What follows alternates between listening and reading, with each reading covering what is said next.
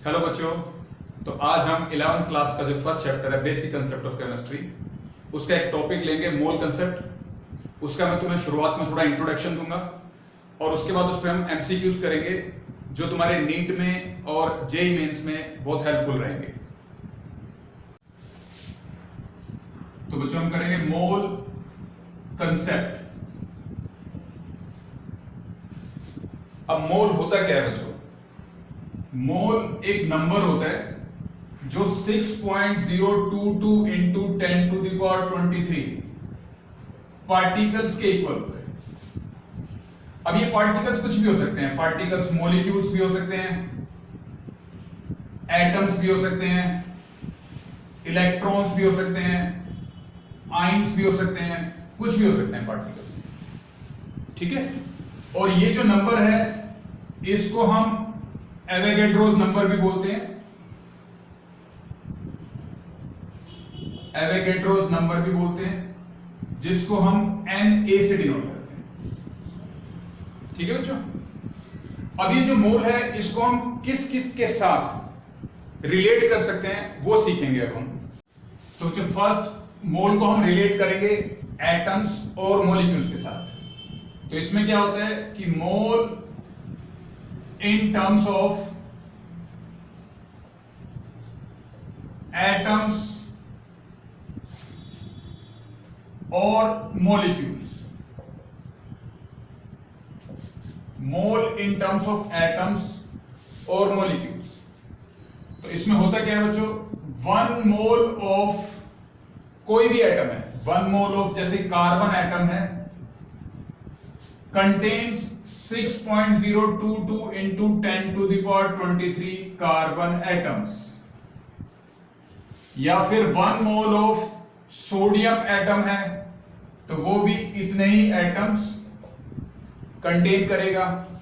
या अगर इसकी जगह पे हम मॉलिक्यूल ले लेते हैं तो 1 मोल ऑफ कोई भी मॉलिक्यूल है जैसे कार्बन डाइऑक्साइड है तो 1 mole of carbon dioxide molecule contains 6.022 into 10 to the power 23 CO2 molecules। ठीक है। तो एटम्स के अंदर 1 मोल ऑफ एटम्स के अंदर इतने सारे एटम्स होंगे या 1 मोल ऑफ मॉलिक्यूल के अंदर इतने सारे मॉलिक्यूल्स होंगे। अब इन मॉलिक्यूल से हम एटम भी कैलकुलेट कर सकते हैं, वो कैसे करेंगे उसको मैं बाद में बताऊंगा तुम्हें। तो ये हमारा फर्स्ट कांसेप्ट था बच्चों, मोल इन टर्म्स ऑफ एटम्स और मॉलिक्यूल्स। अब सेकंड हम मोल को रिलेट करेंगे ग्राम एटॉमिक मास और ग्राम मॉलिक्यूलर मास के साथ। अब वो कैसे करेंगे मैं बताता हूं। ठीक है। तो सेकंड है हमारा mole in terms of gram atomic mass या फिर ग्राम मॉलिक्यूलर मास। ठीक है बच्चों। अब ये ग्राम एटॉमिक मास या ग्राम मॉलिक्यूलर मास क्या हुआ कि जैसे मान लेते हैं हमारे पास कार्बन है तो कार्बन का एटॉमिक मास कितना होता है बच्चों, तुमने पढ़ा होगा 12 होता है, तो उसमें तुम ग्राम लगा दोगे तो ग्राम एटॉमिक मास बन जाएगा। ठीक है। ऐसे मॉलिक्यूल में होगा जैसे कार्बन डाइऑक्साइड है तो उसका टोटल मॉलिक्यूलर मास तुमने कितना पढ़ा है, कार्बन का 12 होता है, ऑक्सीजन का कितना होता है 16 इंटू 2 32, तो सॉल्व करेंगे तो 44 आ जाएगा। ग्राम लगा देंगे तो बन जाएगा ग्राम एटॉमिक मास। ठीक है। तो अब इसको हम कैसे रिलेट करेंगे मोल के साथ, तो देखो 1 मोल ऑफ कोई भी एटम है जैसे कार्बन एटम है वो किसके इक्वल हो जाएगा, उसके ग्राम एटॉमिक मास के इक्वल हो जाएगा। ठीक है। सिमिलरली 1 मोल ऑफ जैसे मान लो सोडियम है उसका कितना होता है बच्चों एटॉमिक मास 23, तो वो उसका ग्राम एटॉमिक मास बन जाएगा 23 ग्राम। ठीक है। सिमिलरली 1 मोल ऑफ जैसे कार्बन डाइऑक्साइड भी मैंने पीछे बताया तुम्हें, तो ये मॉलिक्यूल है, ये किसके इक्वल होगा, ग्राम मॉलिक्यूलर मास के इक्वल होगा, जो कितना हो जाएगा 44 ग्राम। ठीक है बच्चों। तो मोल को हम एटम्स और मॉलिक्यूल्स के साथ भी रिलेट कर सकते हैं और मोल को हम ग्राम एटॉमिक मास और ग्राम मॉलिक्यूलर मास के साथ भी रिलेट कर सकते हैं। ठीक है। अब जब न्यूमेरिकल आएंगे तो हम डिसाइड करेंगे कि भाई हमें कौन से वाला कंसेप्ट यूज करना है, एटम्स या मॉलिक्यूल्स वाला यूज करना है या फिर ग्राम एटॉमिक मास या फिर ग्राम मोलिकुलर मास वाला यूज करना है। ठीक है, और उसको कैसे करेंगे उसको हम कुछ न्यूमेरिकल से देखते हैं। तो जो फर्स्ट क्वेश्चन है, the number of water molecules present in A drop of water, volume दिया हुआ है 0.0018 मिलीलीटर एट रूम टेम्परेचर। मतलब ये क्वेश्चन में क्या बोल रहे हैं कि हमारे पास एक ड्रॉप ऑफ वाटर है जिसका वॉल्यूम हमें इतना गिवन है, तो उसमें हमें मॉलिक्यूल्स कैलकुलेट करने हैं। तो कैसे सॉल्व करेंगे बच्चों इसको हम? सबसे पहले हम क्या करेंगे, ये जो वॉल्यूम दिया हुआ है हमें वाटर का, इसको हम मास में कन्वर्ट कर लेंगे, वॉल्यूम को मास में कन्वर्ट कर लेंगे। और उसको करने के लिए क्या करते हैं कि हमें पता है कि density of water room temperature पे हमेशा कितनी होती है, 1 ग्राम पर मिलीलीटर। ठीक है, तो mass of drop of water कितना हो जाएगा, वॉल्यूम इंटू डेंसिटी। वॉल्यूम हमारे पास है 0.0018 और डेंसिटी है 1, तो 0.0018 ग्राम ये हमारे पास मास ऑफ वाटर आ जाएगा। ठीक है, तो अब हमने इतने मास के अंदर वाटर के मॉलिक्यूल्स कैलकुलेट करने, तो अब इसको हम मोल के साथ रिलेट करते हैं। देखो अब हमें पता है कि 1 मोल ऑफ वाटर मॉलिक्यूल के अंदर कितना मास होगा, 18 ग्राम होगा। और 1 मोल ऑफ H2O मॉलिक्यूल्स के अंदर 6.022 into 10 to the power 23 molecules होंगे। ठीक है बच्चों, मतलब 1 मोल वाटर 18 ग्राम के बराबर भी है और 1 मोल वाटर इतने मॉलिक्यूल्स के बराबर भी है। ठीक है, अब हमने करना क्या है, हमें कैलकुलेट करने हैं मॉलिक्यूल्स, और किस में कैलकुलेट करने हैं, 0.018 ग्राम में कैलकुलेट करने हैं। तो इसमें हम यूनिटरी मेथड का यूज करेंगे, और यूनिटरी मेथड का सबसे बेसिक रूल ये होता है बच्चों कि जो भी चीज तुम्हें कैलकुलेट करनी हो उसको हमेशा राइट साइड में रखो, तो उससे कभी भी गलत नहीं आएगा तुम्हारा आंसर। तो हम क्या करेंगे, देखो अगर हमें क्वेश्चन नहीं भी गिवन होता तो हमें ये चीज तो पता लग रही है ना कि 1 मोल वाटर के अंदर 18 ग्राम है और 1 मोल वाटर में इतने मॉलिक्यूल्स है, मतलब ये चीज 18 ग्राम के इक्वल भी है और ये चीज इतने मॉलिक्यूल्स के इक्वल भी है। इसका मतलब ये दोनों चीजें इक्वल है। तो हम इसको ऐसे लिख सकते हैं कि भाई, इसको इस तरीके से लिख सकते हैं कि 18 gram of water contains 6.022 into 10 to the power 23 molecules, ये लिख सकते हैं।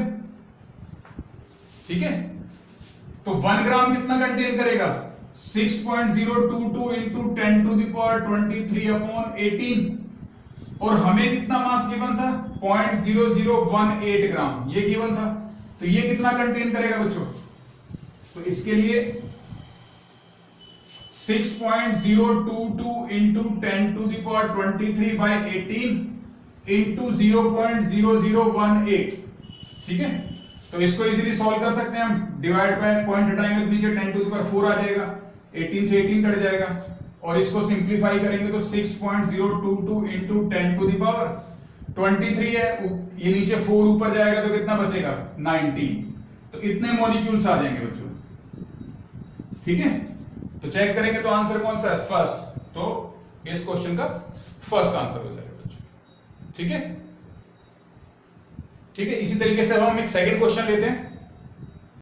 अब जो नेक्स्ट क्वेश्चन है, a sample of PCl3 contains 1.4 moles of the substance।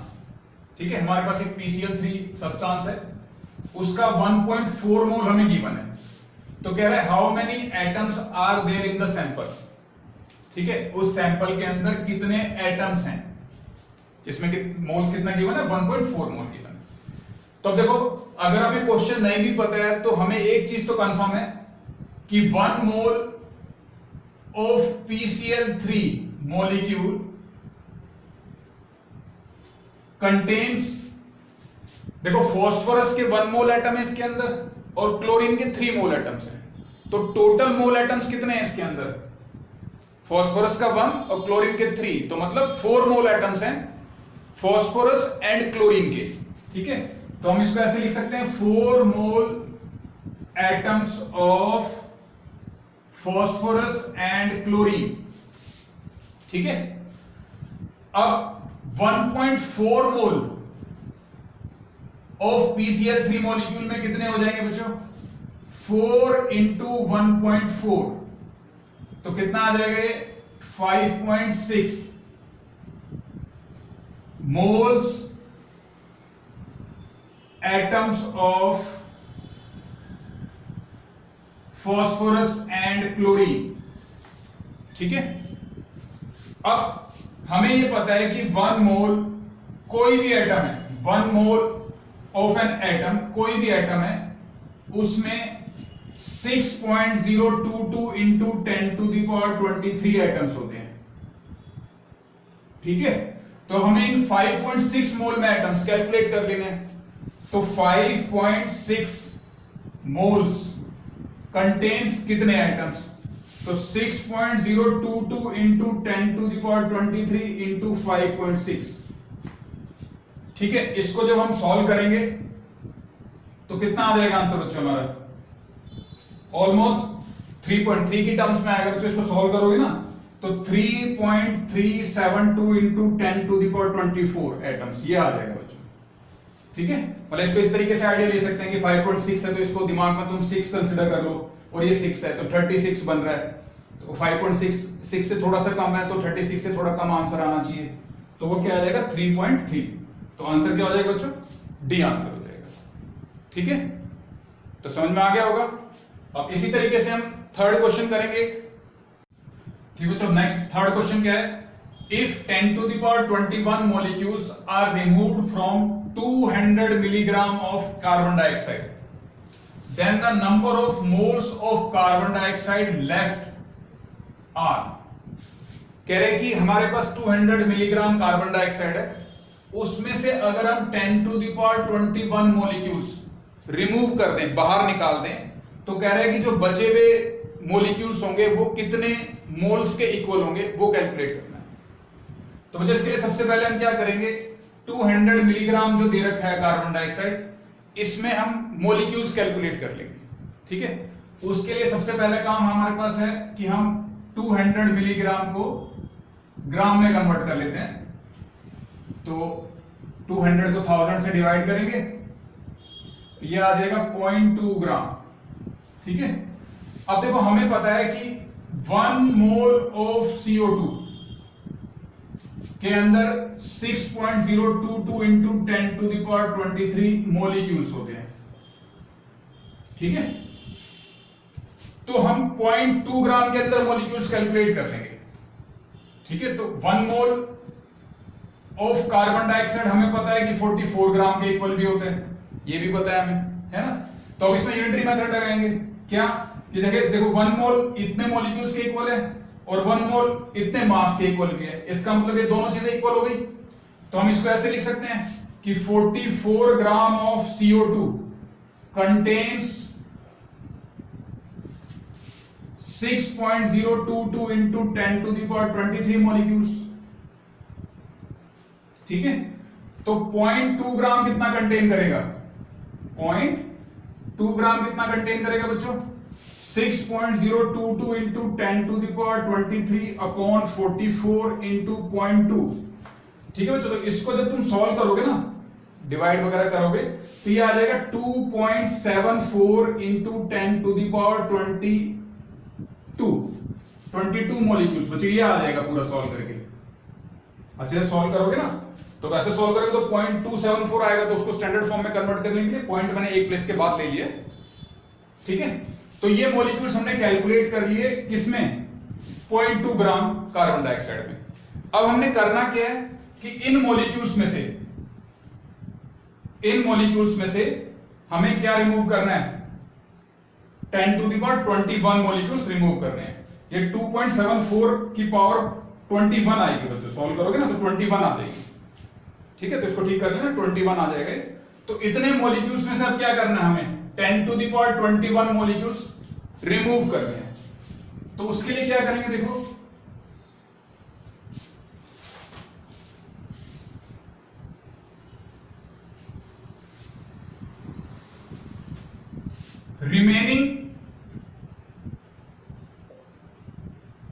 remaining molecules of कितने हो जाएंगे बच्चों?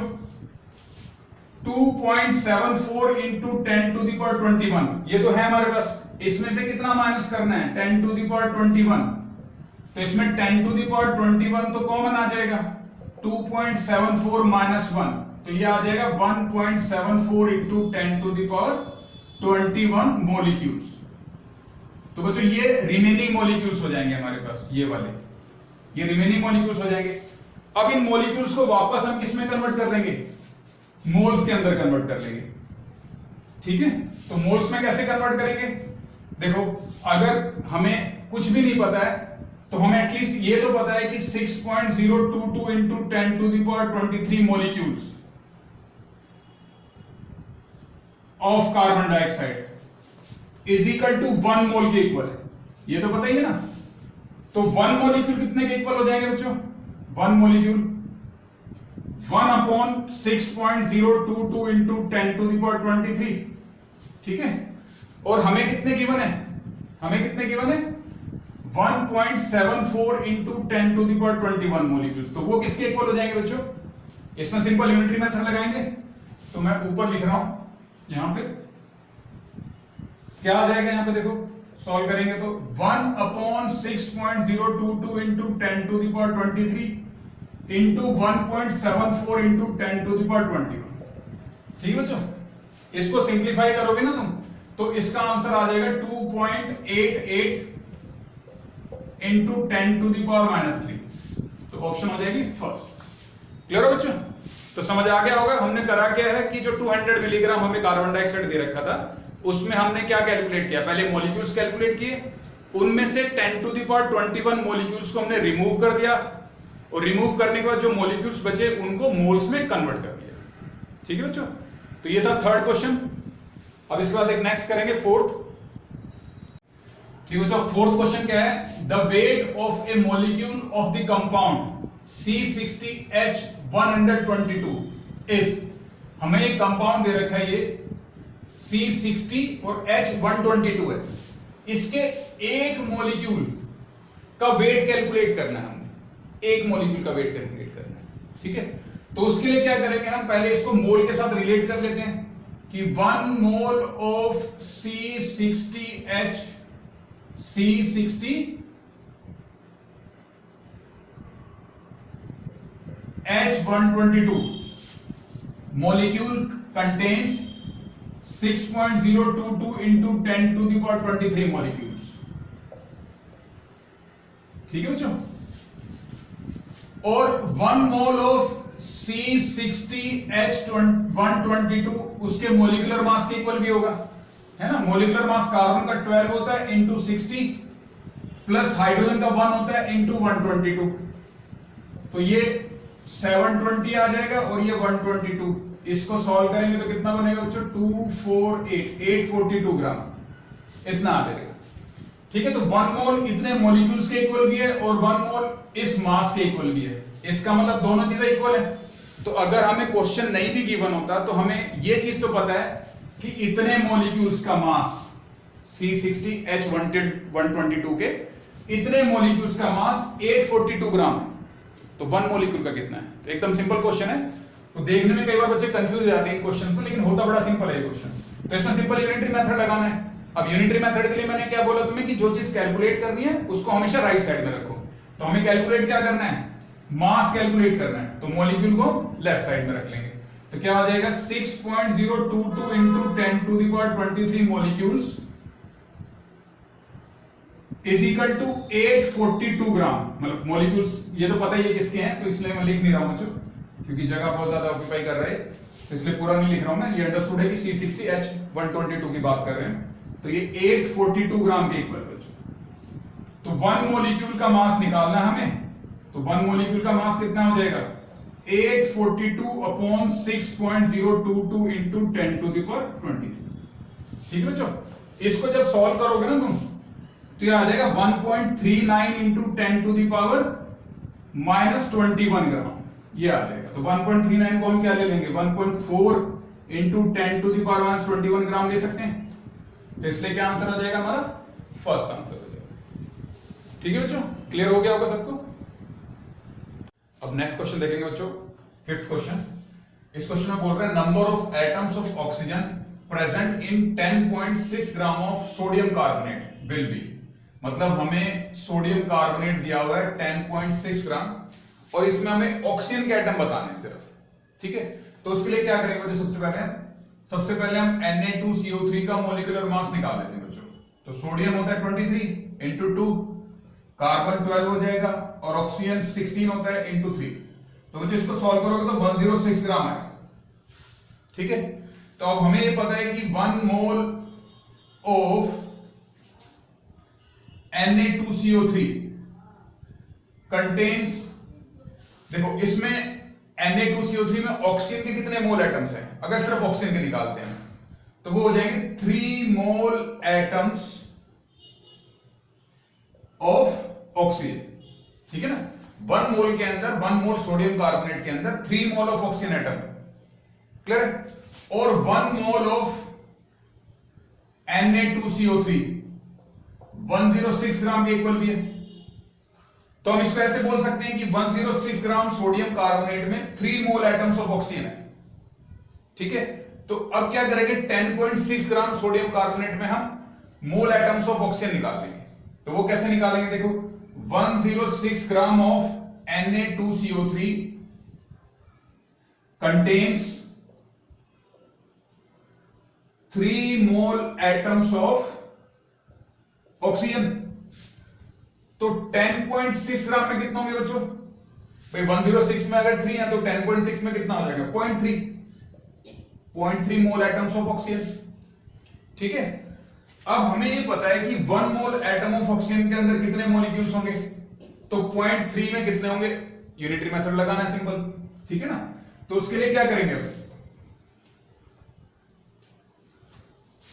1 मोल एटम्स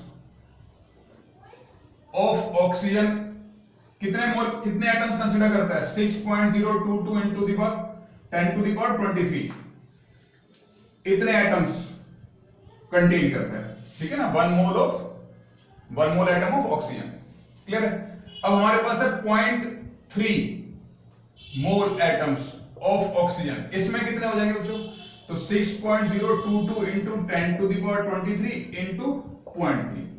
तो इसको सॉल्व करोगे तो आंसर आ जाएगा 1.8066 into 10 to the power 23 atoms, ये आंसर आ जाएगा बच्चों। इसमें ऑप्शन देखेंगे तो कौन सी है, हाँ ये वाली सी आंसर आ जाएगा बच्चों इसका, ठीक है। तो क्लियर हो गया होगा। तो बच्चों आज हम इतना ही रखेंगे, नेक्स्ट वीडियो में मैं तुम्हें इस पे ऊपर बेस्ड और बहुत सारे न्यूमेरिकल्स कराऊंगा एमसीक्यूज की फॉर्म में, ठीक है। और थोड़ा सा स्टैंडर्ड हम हाई रखेंगे इसमें, ठीक है। तो ठीक है बच्चों, अब मिलते हैं नेक्स्ट वीडियो में, बाय बच्चों।